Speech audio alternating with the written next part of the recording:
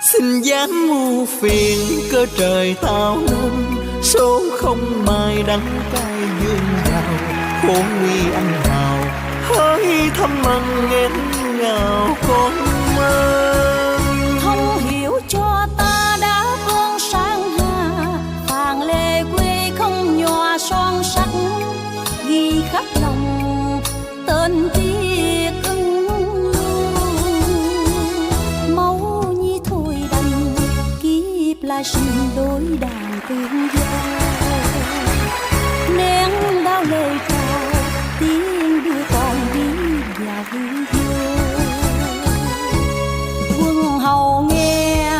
ban truyền đem ra phát tin con mãi từ thôi đành chia ly từng chia sẻ